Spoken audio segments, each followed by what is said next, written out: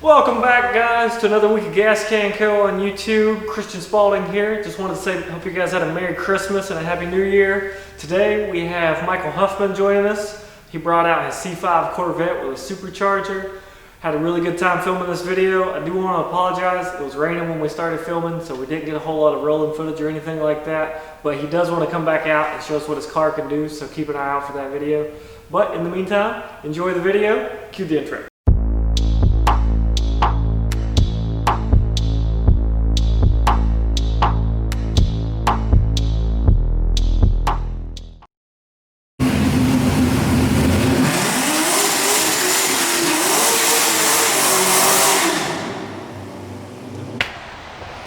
Alright guys, welcome back to another video with GasCan. Christian here. We have Mr. Huffman with us today, and he's going to tell us a bit about his Corvette behind us. So start things off, go ahead and tell us your name and a little bit about your car.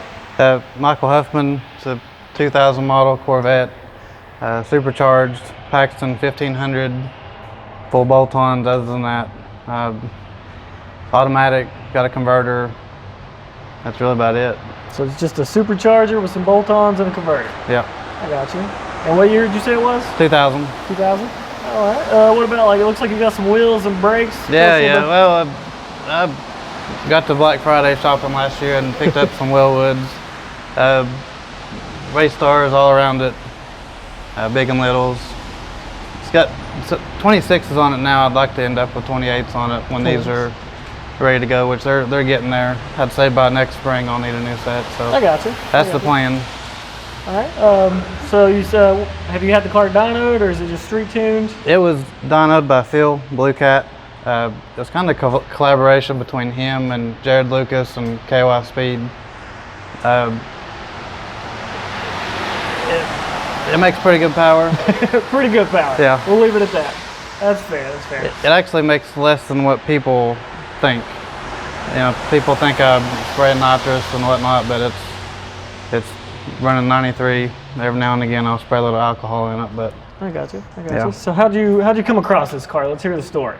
Well, actually a lady I work with, it was her husband's car. He built it for he and his son to kind of go play at the drag strip, and unfortunately he was diagnosed with ALS, and super sad ordeal. She approached me. She knew I was in the market for a Corvette. She approached me and was like, "Hey, what do you think about this?" And I was like, "Yeah, you know, I kind of want a new one." And then she told me what was going on with the car, and then I started talking to Brett, and it was like the more I talked to him, the more I liked the car and the idea behind it. And then once I got to meet Brett, and the car becomes sentimental, and that was that. So it's a part of me as it is a part of their family still. Right. And then you recently did his high school pictures with the car and some stuff like that, so you're still in touch with him? And yeah, we did it. I believe it was last summer. We met out at Cave Run, and then Luke's, their son, his senior pictures, and he's got a Trans Am and she has a Grand Sport, and then we used Brett's in the pictures, and it turned out pretty good. It's a really good deal there.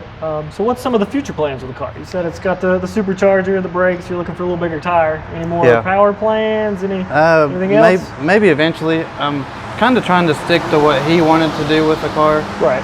I've deviated a little bit. He liked the polished wheels. I'm not a big fan of the black shiny. looks really good on there. I like the black. Maybe an LS3 when the time comes. If not, I'll just build this one or find another. This is an LS1 car? Yeah, 5.7, yep. But probably have to do a transmission. That is a sealed 60E, so it's every time I get on it, I'm just waiting for it to explode. Looking for a neutral. Yeah. Looking for a neutral. I gotcha. So the next question's got to be, what's your favorite memory with the car? Like, if there's one thing you tell somebody about this car, like, what is that go-to story, memory? It could be good, could be bad, could be goofy. Like, what's your memory with this car? Probably, there's a couple. Probably the day I got the car from Brett. I come with an enclosed trailer, hooked up the trailer. I mean, I don't think there was a dry eye in the driveway. I mean, he was crying, she was upset, I was upset. The guy that was with me didn't even really know the story, and he was upset. Right. And I said, I just want to go home. I don't even want the car. They can have the money. This is hard. So that'll be definitely stamped forever in me, as well as them, I'm sure. As far as car memory, probably going to Huntington, the 2 JZFD. Right. Alex. I was actually behind that race. Yeah. Yeah. That is a bad car, and you know this car when you get it in its sweet spot, I think we went from maybe like a 40 roll, and it just happens to flash really hard in the converter, and it's like a slingshot. And granted, his car makes more power, and he probably would have come around me had we had maybe a half-mile race or something. Right, more open area. Yeah. Right. But he just, some of the races, he got a couple, I got a couple, but I mean, it really surprised me, given that I was, I don't know, close to 150 to 200 horsepower down from him. Really? Yeah. Because I was going to say, I personally know what that car makes, so that's kind of shocking. Yeah, I was shocked too. I mean, this, like I said, you got to shift gears with the turbo, it has to re-spool, all that. This thing, it's just a continuous one that puts you in your seat, it don't stop until you let out. Until you let off. Yeah. I drove that RX-7 once, yeah. And that was terrifying. Like, compared to yours, like yours is super clean. That's more along the lines of race car. Like, there's no power steering, the brakes can... Well, that's one thing about this one that some people don't, I don't know, I think it's more of a luxury than anything. Nothing's been taken out of the car. So you still got cruise, AC? Cruise, AC. I mean, we drove to Tennessee a couple times. I've drove to Columbus. I mean, anywhere. I'd drive this thing to California with the AC on and have no bones about it. Well, it's definitely nice to hear you don't care to put miles on it. Because there's so many of these builds these days that are like, yeah, it's a trailer car. I might take it to the track once a year. Yeah. Well, in the summertime, I'll drive it to work. You know, if it's a Friday or Saturday and I know we're going downtown afterwards or up to Huntington, I'll drive this thing to work, maybe rinse it off afterwards and then head out. I got you.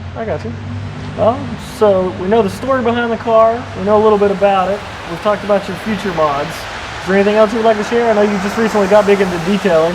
Yeah, I don't know, probably the last couple of years I actually got serious about it. You know, everybody started out with rags and Dawn when we were younger and had no idea what we were doing. But I follow a lot of YouTube channels. Shine Effects, Tony Galindo, I've talked to him a lot, and I've learned a considerably mass amount about detailing over the last couple of years. It's a huge rabbit hole to go down, but it's worth it. I mean, you know, all the car people, we invest a lot of money in these things, and you know, you want to keep them done right. The detail speaks for itself right now, because you just drove out here in the rain. You know, the weather's not been great today for sure. Yeah, this is actually a titanium coating on the car from DPC. It's not really a big company yet around here. Down in toward Texas it is. Right. It's supposed to last 9 years. Well, if it lasts 2 years, I'll be happy. You know, Is that something you're going to take more seriously? Like, are you going to branch out with detailing, maybe do something on the side, or is this more of a personal? I mean, if somebody comes to me and say, hey, we do this, and this to my car, I'll do it. I've talked with Tony some. I'd like to actually work with him doing some detailing. I did a paint correction on this, a two-step, and it probably took me about 40 hours. From start to finish? Yeah, which granted, you know, I'm not working balls to the wall or anything, but he came out and helped me. I had a couple little things I just couldn't get right, and you know, that rabbit hole, you have to be a perfectionist, and it's aggravating sometimes. But yeah, he helped me a lot on it, and I've got a wide body kit. I forgot to mention that. So the 28s, I can run a wider tire, a little bit more dish. So is it front and rear or just rear quarters? Front and rear, and then I've got a hood. It kind of follows the body line, how it has the hump in the middle of the hood, but I think it's like a 2-inch. It raises it a 2-inch, so it's a cow hood. So the wide body, is that like the Z06 fenders, or is it something different? It will mimic like a C6 Z06 top or Grand Sport, but it follows the lines of this car. It doesn't have the hard lines to it. It's made to follow the lines of the C5. So when's that going on the car? I've got everything at the house. I'm torn between wrapping it or having it repainted. I got you. Me and Tony's talked about doing a wrap on the car, and it's just a lot of money to end up taking a sticker and wadding it up and throwing it away if you mess up. And then you've got to do the jams, and all the panels have to come off, which, you know, you can almost unbolt every bit of this car, so that's not a big deal. I've personally never. A lot of time and money, though. Yeah. A lot of time and money. Yeah. The wrap would be cool because it preserves everything under the car, but at the same time, once you like bolt on rear quarters and fenders and stuff, like, couldn't you just paint those sections instead of wrapping the whole car?